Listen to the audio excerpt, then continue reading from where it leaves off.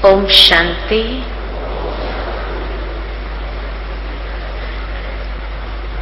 बाप दादा ने हम सभी बच्चों को अटेंशन में रखने के ये 3 बिंदु दिए हैं। अचानक, एवर रेडी और बहुत काल का अभ्यास। पिछले सीजन से लेकर के बाबा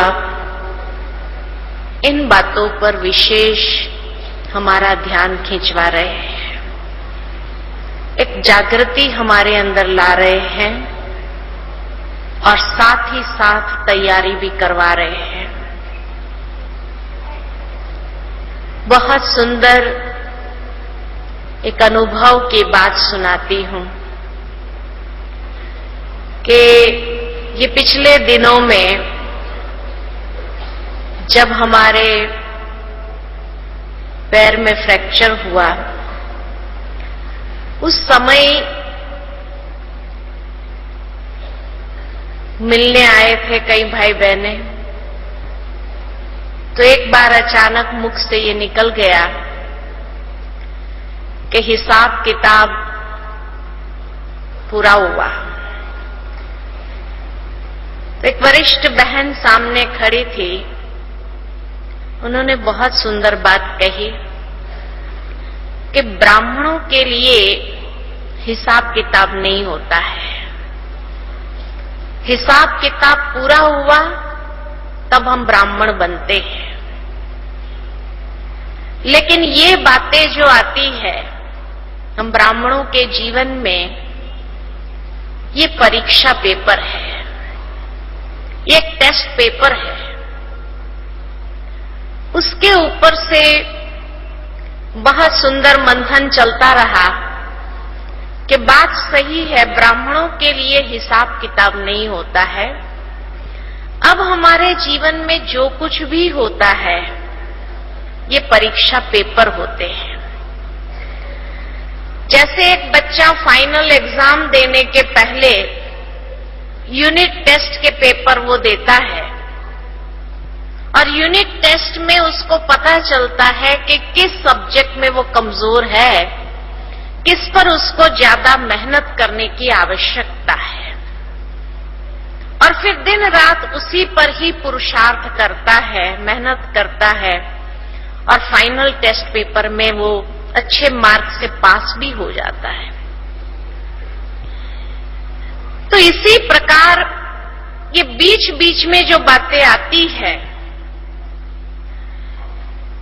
उसको हिसाब किताब समझने के बजाय अगर हम परीक्षा पेपर समझते हैं तो कितना फायदा हो जाता है। अक्सर देखा गया है कि जब मनुष्य हिसाब किताब कहता है ना, तो कभी कभी अपने कर्मों को कूटता है। पता नहीं मेरे कर्म कैसे होंगे जो ऐसे ऐसे हिसाब किताब मेरे सामने आते हैं, और फिर उसको पास करने में उमंग उत्साह नहीं रहता है, दिल शिकस्त हो जाता है। हिसाब किताब सोच सोच करके दिल शिकस्तपना आ जाता है, हिम्मत हारने लगता है और कभी कभी अपना मनोबल भी क्षीण होता हुआ नजर आता है।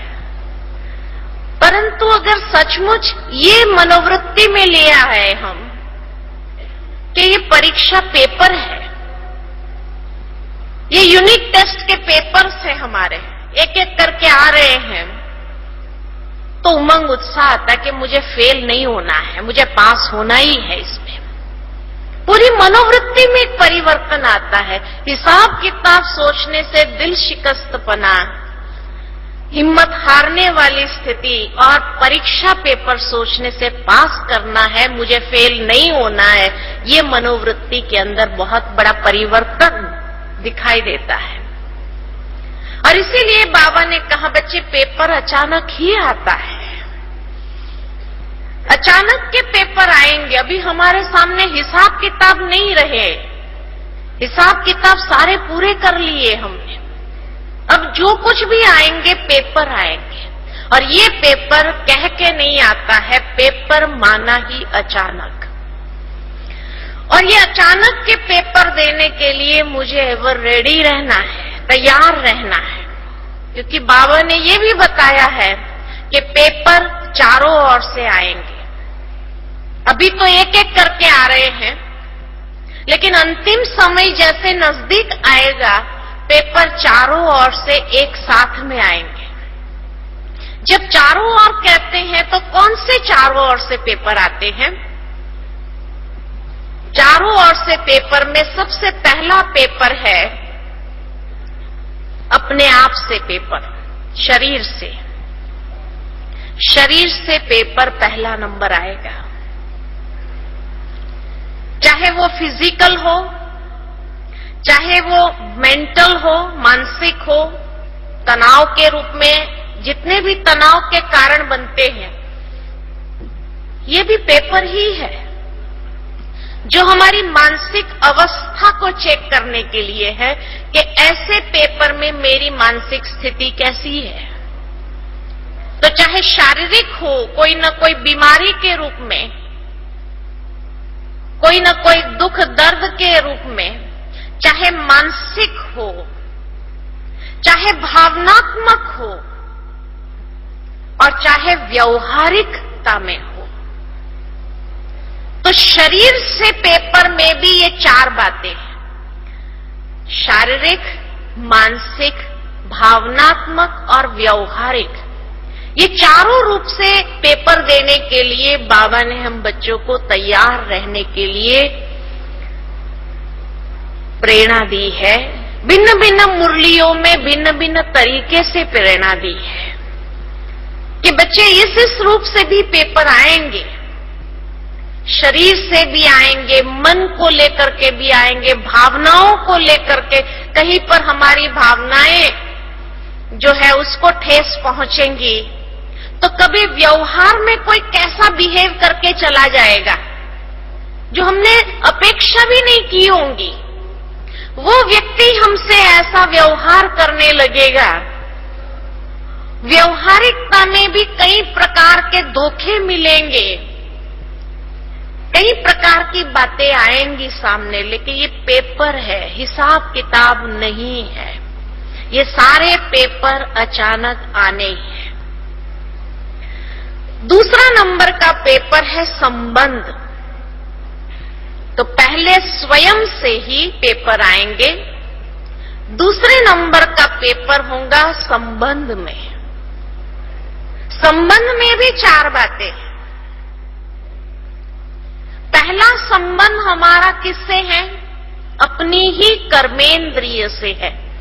बाबा ने इसीलिए कहा बच्चे अपनी ही कर्मेंद्रिय से हमारा संबंध, सारा दिन इनको यूज करना है, मालिक बनकर के यूज करना है। लेकिन वो मालिकपना जब भूल जाता है तो हमारा जो संबंध अपनी कर्मेंद्रिय से है, तो वो कर्मेंद्रिय हमें किस तरह से धोखा भी देती है, कैसे चलाती है, पश्चाताप करवाती है, कई प्रकार की बातें उसमें आती है।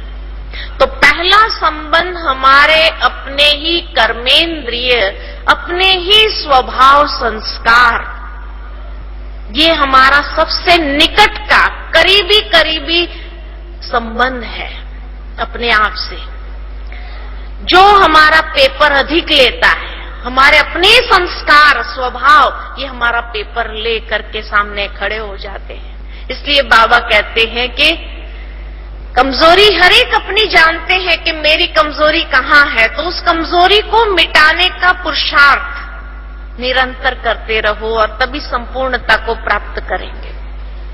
दूसरा संबंध है लौकिक, मित्र संबंधी, रिश्तेदार आदि जो भी लौकिक संबंधी है, उनसे भी पेपर आते रहे। अभी कम होते गए, क्योंकि जैसे जैसे बाबा का नाम समाज के अंदर, बाहर दुनिया के अंदर बहुत प्रत्यक्ष होता जा रहा है, अब समझने लगे हैं कि हाँ ब्रह्मा कुमारी क्या है, तो अभी लौकिक वाले इतने पेपर नहीं लेते हैं। फिर भी कई बार लौकिक वालों का भी पेपर आता है, उसको भी हिसाब किताब नहीं समझो, नहीं तो बहुत दुख होगा, दर्द होगा। ये पेपर है, मुझे पास करना है। तो दुख दर्द की फीलिंग से जब ऊपर हो जाते तो पास करना आसान हो जाता है। तीसरा पेपर जो आएगा वो अलौकिक से भी आएगा, क्योंकि हम लोगों ने 63 जन्म इकट्ठा पार्ट बजाया है, तभी तो बाबा के बच्चे बने। पूरे 84 जन्म जो है उसमें भी पहले 21 जन्म का पार्ट हम लोगों का बहुत करीबी में है, उसमें कोई ऐसी बात नहीं है। लेकिन पिछले जो 63 जन्म का है उसमें काफी हमारी कमजोरियां एक दूसरे से टकराती रही और उसके कारण से एक दूसरे के साथ हमारा बहुत गहरा रिश्ता है। 21 जन्मों में तो कोई हिसाब किताब नहीं बना था, लेकिन 63 जन्मों के कई प्रकार के हिसाब किताब बने भी थे, चुकतू भी किए, लेकिन कई नए भी बना रहे, क्योंकि आने वाले समय में भी हमें साथ रहना है। सेवा के संबंध में हम सभी साथ में आते हैं तो नए भी बनते जाते हैं, तो वहां से भी पेपर तो आएगा। इसीलिए संडे की मुरली मुझे याद आती है, बहुत अच्छी तरह से बाबा ने बताया था कि कैसे अलौकिक से भी पेपर किस और कैसे कैसे रूप में आएगा। और इसीलिए शायद इस साल बाबा ने जो दिसंबर की मुरली चलाई उसमें बाबा ने 4 निश्चय की जब बात की, तो स्वयं में निश्चय, परिवार में निश्चय, ड्रामा में निश्चय और परमात्मा में निश्चय। परिवार में निश्चय बहुत जरूरी है। क्यों? क्योंकि जितना हम परिवार में इकट्ठे रहेंगे, वो स्नेह प्यार से रहेंगे, उतना हर पेपर को पास करना आसान हो जाएगा। क्योंकि जब दुनिया के अंदर भी देखते हैं कि कोई परिवार बहुत तरक्की करता है, आगे बढ़ता है, तो कई लोगों को ईर्ष्या होने लगती है। लौकिक में भी कोई परिवार में इकट्ठे रहते हैं, बहुत तरक्की करने लगते हैं, आगे बढ़ते हैं, पड़ोसी पड़ोसी मित्र संबंधियों को कईयों को ईर्ष्या आती है, तो यही सोचते हैं इस परिवार को तोड़े कैसे, फूट कैसे डाले, और फूट डालने की कोशिश करते हैं और इस तरह से परिवार को अलग करते हैं। कई किस्से ऐसे दुनिया में देखे, भाई भाई को अलग करवा देते हैं, बाप बेटे को अलग करवा देते हैं, ईर्ष्या मूल कारण है।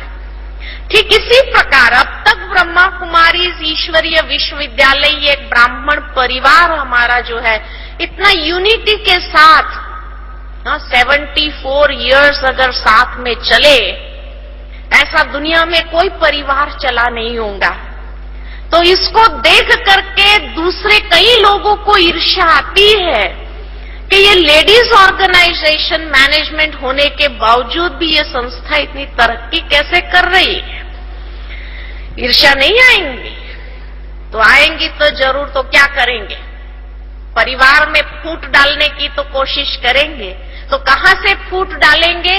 तो जो ईंट कमजोर होंगी उसको पकड़ेंगे। किला को हिलाना होता है तो कमजोर ईंट को निकालना चालू करेंगे, तो वहां से आसपास की सारी ईंटें निकलने से, और इस तरह से उस किले को तोड़ने का प्रयत्न करेंगे।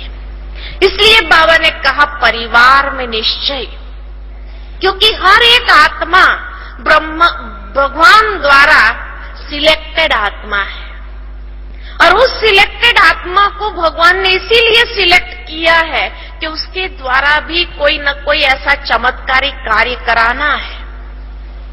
उसको अगर मैं रिजेक्ट करती हूं कि ये बेकार का व्यक्ति है, तो उसको क्या कहेंगे? भगवान में निश्चय कहेंगे? शिव बाबा में निश्चय कहेंगे? भगवान ने उसको सिलेक्ट किया और मैं उसको कहूं बेकार है, रिजेक्ट कर देती हूं, तो मैं भगवान से ज्यादा समझदार हो गई क्या? हा? तो हम रिजेक्ट करने वाले कौन होते हैं? आज लौकिक परिवार में भी देखो, कोई बच्चा अगर मेंटली रिटार्डेड भी होता है तो परिवार वाले उसको फेंक देते हैं क्या? नहीं, उसको समा के ही रखेंगे और ही उसका ध्यान रखेंगे और अटेंशन देंगे, उसको सब इतना प्यार करेंगे, उसको अपनापन महसूस कराएंगे। ठीक इसी प्रकार ये ब्राह्मण परिवार में भी कोई आत्मा कैसी है, कोई आत्मा कैसी है, लेकिन भगवान ने सिलेक्ट किया है तो कोई मतलब से किया होगा। जरूर उस आत्मा का कोई ऐसा श्रेष्ठ कर्म है, कोई जन्मों का, जो भगवान भी उसका ऋणी है, तभी तो उसको अपनाया है। तो उसको हम रिजेक्ट करने वाले कौन होते हैं? इसीलिए परिवार में निश्चय होगा और ही उसका ध्यान रख करके, उसको समा करके, उसको अपने अंदर समझा करके, प्यार दे करके उसको ठीक कर दे, न कि उसको रिजेक्ट करके कहे तुम चले जाओ, नहीं। और इस तरह से भगवान में भी हमारा निश्चय तभी माना जाएगा। तो अलौकिक से भी परीक्षाएं आएगी, जैसे लौकिक से आई, अलौकिक से भी आएगी। और चौथा हमारा संबंध होता है साधन पदार्थों से, वहां से भी पेपर आना है। बाबा ने कई बार मुरलियों में कहा है हम बच्चों को कि बच्चे अंतिम समय जैसे जैसे नजदीक आएंगे, ये साधन जो भी सुख दे रहे हैं, ये भी दुख देने वाले सिद्ध हो जाए। आज पंखे के बिना हमें चले नहीं, बहुत गर्मी लग रही है, लेकिन समय आने पर लाइट ही फेल हो जाएगी, तो पंखे क्या करेंगे, एसी क्या करेंगे, कुछ नहीं चलना है। इसीलिए हम तो यही कहते हैं कि जितना अपने शरीर को इन साधनों से ऊपर रखते हुए उसके सुख जितना ले रहे हैं, लेकिन उसको इस तरह से भी हम हैबिचुएट करें, ऐसी आदत डालें कि कल को अगर ये न भी हो तो भी हमें चल सकता है, हमारी अवस्था ऊपर नीचे नहीं हो सकती है। इसीलिए बाबा ने ये हॉल्स बनवाए, डॉर्मेट्री सिस्टम बनवाई। भले आप घरों में कैसे भी रहते, लेकिन यहाँ पर जब टेंट में रहने का आता है, पंखा नहीं होता है, गर्मी लेकिन ये क्या है? ये अभ्यास करा रहा है बाबा। और अगर उसमें पास हो गए तो अंतिम समय में पास हो ही जाएंगे, पक्का है ये, है ना? तो इसलिए अवस्था उसमें देखी जाती है कि ये चीज के बिना हम नेगेटिव संकल्प चलाते, व्यर्थ संकल्प चलाते, क्या चलाते हैं? हमें अपनी अवस्था को देखने का संपूर्ण एक मौका मिलता है कि ये स्थिति में भी अगर हमें रहने को मिले तो उस समय हमारी अवस्था कैसी होगी।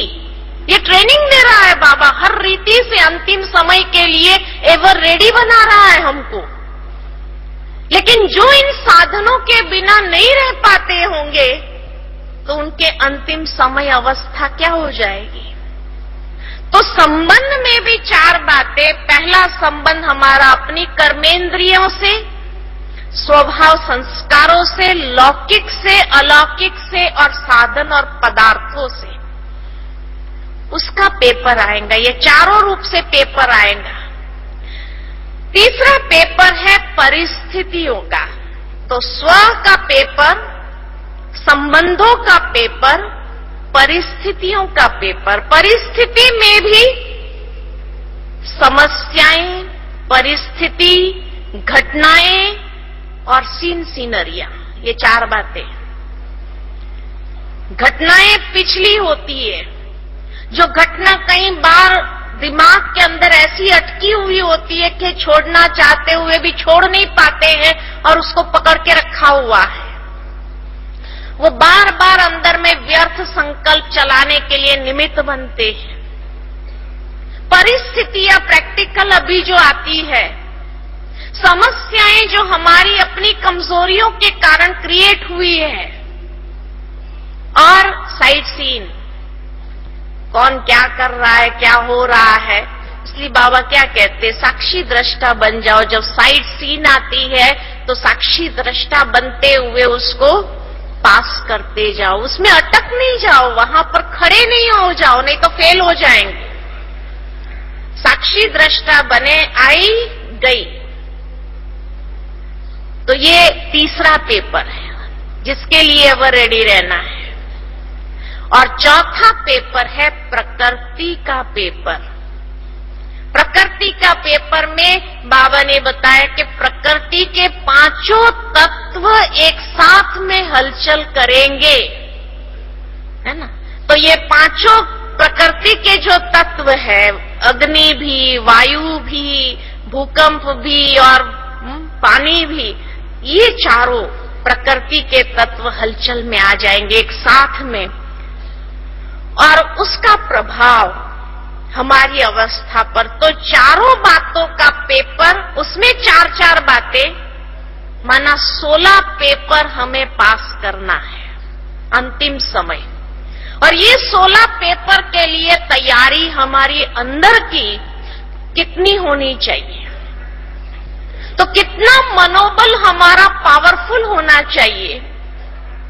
और उसके लिए बाबा ने एक ही शब्द कहा, तैयारी क्या चाहिए? बहुत काल का अभ्यास। तो अचानक का पेपर होगा, उसके लिए एवर रेडी रहना है। ये 16 बातों में ज्ञान पूरा हमारे पास है, सिर्फ उसका प्रैक्टिकल एप्लीकेशन, समय पर कौन सा पेपर आता है, उस पेपर को पास करने की एक अंदर में उत्साह, एक शक्ति अपने अंदर हो कि नहीं, मुझे ये पेपर में फेल नहीं होना है कोई भी हालत में, तो पास करके दिखा देंगे। और उसके लिए बहुत काल का अभ्यास हमें मदद करेगा। कौन सा बहुत काल का अभ्यास बाबा ने बताया? पहला बाबा ने बताया यही सीजन के अंदर साक्षी दृष्टा की स्थिति, कि जो भी बातें आए साक्षी हो जाओ उस समय। तो वो पेपर जो आया, जिसका आने का टाइम है उसका जाने का टाइम भी है, तो आएगा और चला जाएगा, लेकिन उस समय साइलेंस में हो जाओ। अगर साइलेंस में नहीं रह सकते हैं और उस समय हमने वो बात का वर्णन करना शुरू कर दिया, तो हम क्या करते हैं, वो बात को खींचना चालू करते हैं और खींच करके वो पीरियड को लंबा कर देते हैं। तो जो बात आई और चली जाने वाली थी, लेकिन क्योंकि हमने उसको अपनी बुद्धि से पकड़ लिया, उसके ऊपर चिंतन चला करके वर्णन करना शुरू कर दिया, देखो मेरे साथ क्या हो रहा है, देखो मेरे साथ, तो वो पीरियड क्या हो जाएगा, जो एक दिन में जाने वाला था पेपर, वो पेपर कभी कभी खींच के एक हफ्ता तक हम खींच लेते हैं, एक महीने तक खींच लेते हैं, एक साल तक खींच लेते हैं। तो एक साल तक की भोगना किसको भोगनी पड़ती है? स्वयं को भोगनी पड़ती है। इसलिए बातों को खींचना नहीं है, उसका अभ्यास बनाओ नहीं, क्योंकि वो अभ्यास अगर बनाते गए तो वो संस्कार पक्के हो जाएंगे, वो बहुत काल का अभ्यास हो जाए। लेकिन उस समय साक्षी दृष्टा की स्थिति हमें मदद करेगी। साइलेंस, अंडरग्राउंड हो जाओ, वो बात आई और चली गई, वो हमें प्रभावित नहीं कर सकती, हमारी अवस्था को हिला नहीं सकती है। दूसरी बात जो बाबा ने अभ्यास में हमें बताई, वो है निराकारी स्वरूप और फरिश्तापन का अभ्यास। और इसीलिए जब बाबा ने 24 बार उसको करने लिए कहा, तो उसमें बाबा का भाव यही था कि निरंतर उसके अभ्यासी हम बन जाए। जितना निरंतर अभ्यासी हम बन जाएंगे, उतना वो अभ्यास हमें उस समय काम में आएगा। कोई भी पेपर आएगा तो उस समय काम में आएगा। जहां फरिश्तेपन का अभ्यास की जरूरत होगी, तो वो स्वरूप हमारा इमर्ज हो जाएगा, दूसरों को साक्षात्कार करा देगा। और जहां निराकारी स्वरूप का अभ्यास की जरूरत है, तो वो अभ्यास हमारा काम आएगा और उससे वो स्वरूप के द्वारा हम उस पेपर को पास होने में समर्थ हो जाएंगे, शक्तिशाली हो जाएंगे। इसलिए बाबा का ये 24 बार के अभ्यास के पीछे विशेष भाव यही था कि निरंतर बहुत काल तक हमारा ये अभ्यास बन जाए। 1 घंटे में अगर 10 मिनट करना है हमें, तो 1 घंटे में 10 मिनट किया, फिर ये नहीं कि निकल जाता है, लेकिन दूसरे घंटा जैसे आता है तो काम काज करते हैं, फिर याद रहता है, तो ये दूसरा घंटा हमारा छूट नहीं जाना चाहिए, छूट नहीं जाना चाहिए, छूट नहीं जाना चाहिए, नहीं तो फिर मुझे और मेहनत करनी पड़ेगी। तो क्या होगा, ये करना है करना है करना है, तो उससे हमारा निरंतर अभ्यास कितना बढ़ जाता है, ये भी याद में ही गिनती में आता है। तो इसलिए बाबा ने ये 2 अभ्यास इस साल विशेष जो अंडरलाइन करवाए हमसे कि ये करना है। और अगर 10 मिनट नहीं भी होता है तो भी बाबा ने कहा 5 मिनट 7 मिनट जितना कर सको, लेकिन 5 से कम बाबा ने नहीं कहा, 5 से ऊपर ही कहा, उतना तो करना ही है, ताकि एक निरंतर अटेंशन हमारा बना रहे और ये अटेंशन से हमारे अंदर व्यर्थ की या नेगेटिव बातें न चले, या टाइम वेस्ट हमारा न जाए। इसलिए तीसरा अभ्यास जो बाबा ने हम बच्चों को इस साल विशेष अंडरलाइन कराया, वो है क्रोध मुक्त बनने के लिए अटेंशन खिंचवाया कि परीक्षाओं में पास होने के लिए ये बहुत जरूरी है कि हम क्रोध मुक्त बने। क्यों बाबा ने कहा? क्योंकि भगवान को कहा ही जाता है कि भगवान जानी जाननहार है, सब कुछ जानता है। अब ये बाबा ने कई बार कहा कि बच्चे मैं एक एक के मन की बात को बैठ करके नहीं रीड करता हूं, लेकिन जब भगवान का ये टाइटल आया है भक्ति मार्ग के अंदर, तो उसके पीछे कोई ना कोई रहस्य तो होगा, तभी तो आया है। तो भगवान क्या जानते हैं? समय को बहुत अच्छी तरह जानते हैं, और इसलिए आने वाला समय कौन सा है ये भी बाबा जानते हैं।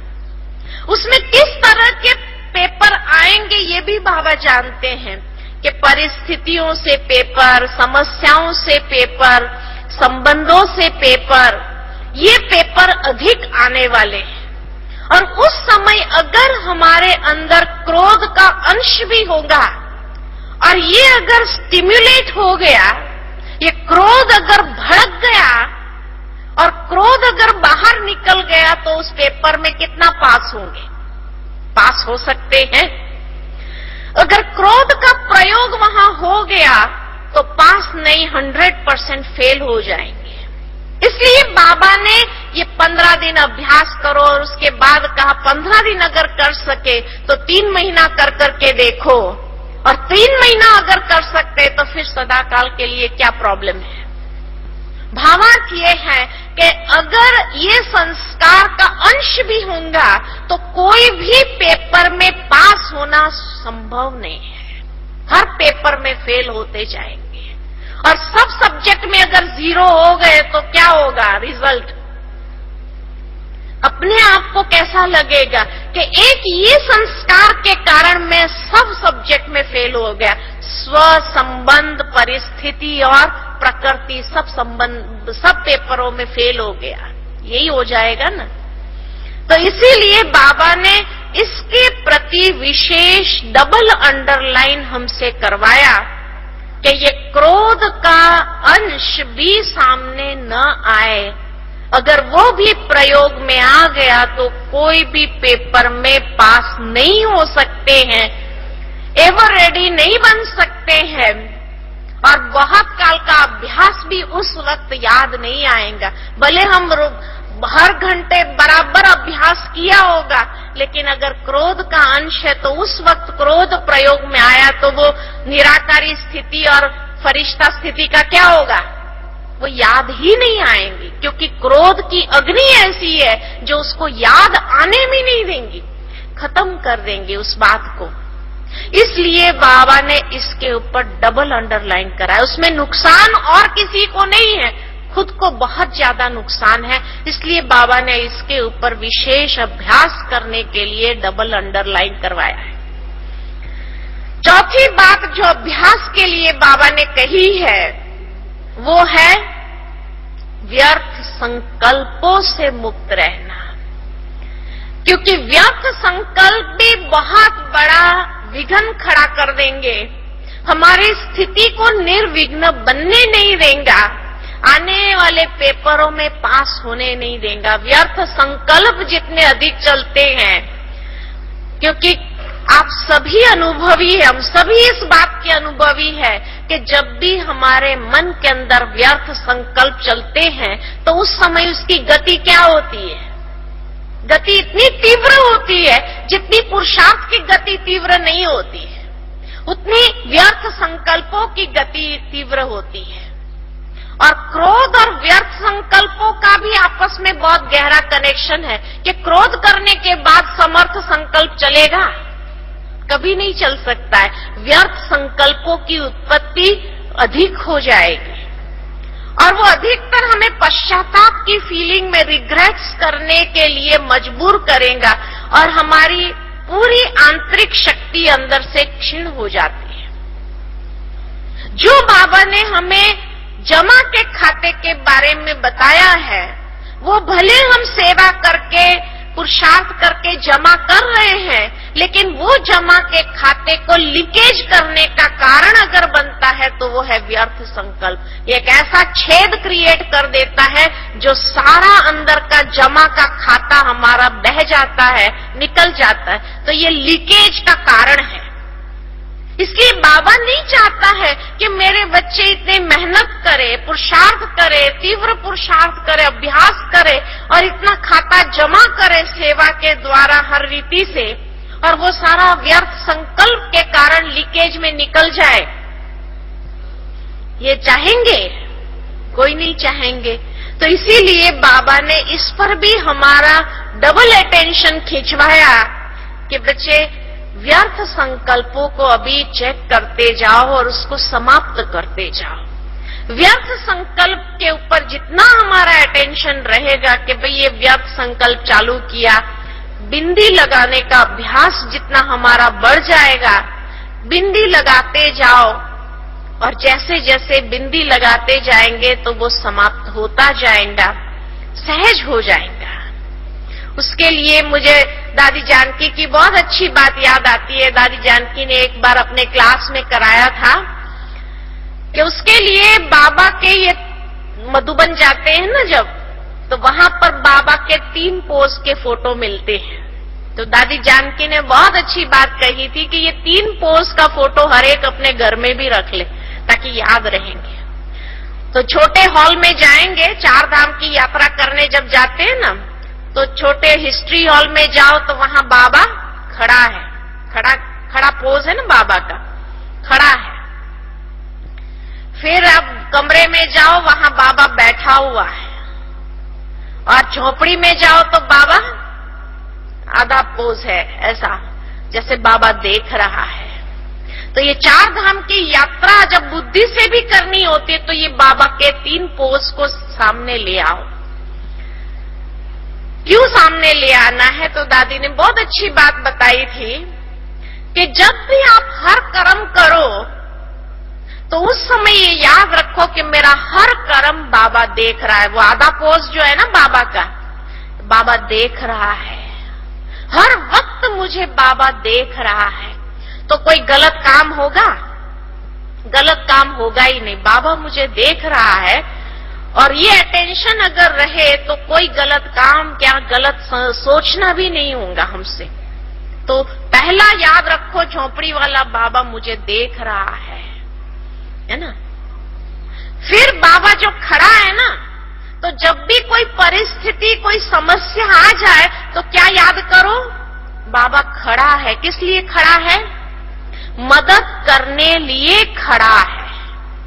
बाबा मदद के लिए खड़ा है कि जब भी कोई बात आए तो हम सबसे पहले बाबा के सामने देखें तो बाबा मदद करने के लिए खड़ा है। बाबा एक ही बात कहता है, कई बार हम बच्चों को कहा, बच्चे हिम्मत का एक कदम बढ़ाओ, 1000 कदम बाबा मदद करने के लिए खड़ा है। लेकिन उस वक्त जब ये भूल जाते हैं कि बाबा खड़ा है तो लोग क्या करते हैं?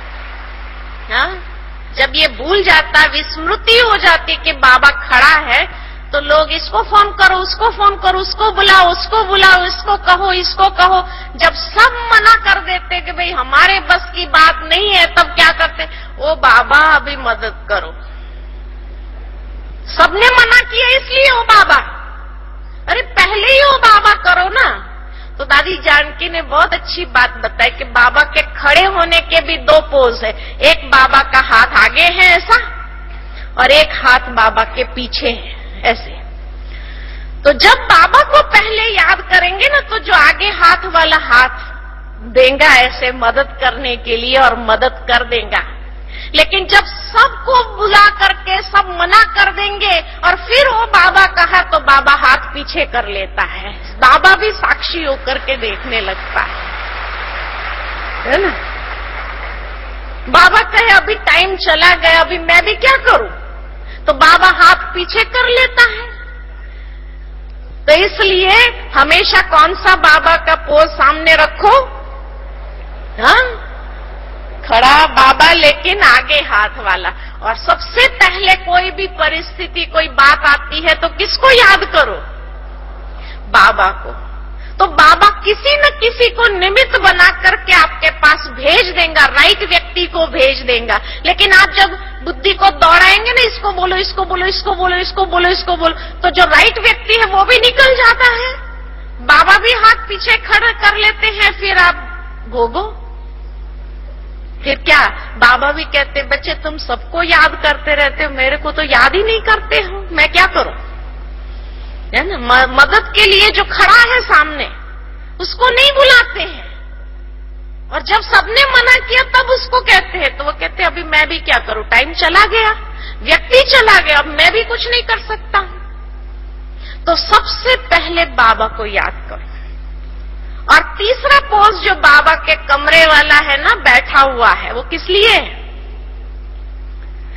कि रात्रि के समय सोने से पहले बाबा के पास जाओ, सारे दिन की दिनचर्या पोतामेल बाबा को दे दो, नफा नुकसान जो कुछ भी हुआ सारे दिन के अंदर, अपनी अवस्था के अंदर ऊंचाई नीचाई जो भी आई, तो बाबा को सुना दो। बाबा हर बात सुनने के लिए बैठा हुआ है, इंतजार कर रहा है। तो ये 3 पोज याद रहेगा कि नहीं रहेगा, हाँ याद रहेगा। ये 3 पोज बाबा के याद रहेंगे। 4 धाम की यात्रा हो जाती है, 3 पोज याद कर लिया तो रोज की 4 धाम की यात्रा हो जाएगी हमारी। और कभी भी कोई भी पेपर आएगा तो हम फेल नहीं होंगे। इससे सहज पुरुषार्थ और क्या हो सकता है, बताओ। इससे सहज पुरुषार्थ और कोई हो सकता है? इससे सहज पुरुषार्थ और कोई नहीं हो सकता है। एक बाबा मुझे देख रहा है, हर कर्म करते वक्त याद रहो बाबा देख रहा है, बाबा देख रहा है। अंदर ही अंदर बाबा से पूछो, बाबा सही कर रहे हैं ना, बाबा सही कर रहे हैं ना, बाबा गाइड करेगा। अगर कोई गलत कदम लेने वाले भी होंगे ना, पीछे हटा देंगे, नहीं बच्चे। कोई आ जाएंगे बीच में, आपको जाने नहीं देंगे, वो चला जाएगा। तो ये मतलब है कि बाबा ने उस कार्य से आपको रोक लगा दिया। और जहां बाबा की ग्रीन सिग्नल होंगी ना, हर एक व्यक्ति आपको सहयोग देने वाले मिल जाएंगे। तो इसलिए ये 3 पोज याद रखना। बाबा देख रहा है, कहीं पर भी कोई मुसीबत आई तो पहले बाबा को याद करके, हाँ, बाबा से मदद ले लो, बाबा मदद करेगा। अनुभव होगा हर कदम में बाबा की मदद का, और हर परीक्षा को पास करना सहज हो जाएगा। और तीसरा, रात को जाकर के बाबा को फिर भी अगर कुछ रह गया या ऊपर नीचे हो गया तो बाबा को सुना दो, बाबा बैठा है, हर बात सुनने के लिए बैठा है। सारा पोतामेल दे करके बाबा की गोदी में प्यार से सो जाना है ना। तो ये 3 पोज तो याद रहेंगे ना सबको। अब इससे ज्यादा सहज पुरुषार्थ और कोई हो सकता है? कोई नहीं हो सकता है। तो ये 3 पोज सदा बाबा के याद रहे, है ना। दूसरा, दादी हमेशा 3 स्लोगन देती है, याद होगा 3 स्लोगन।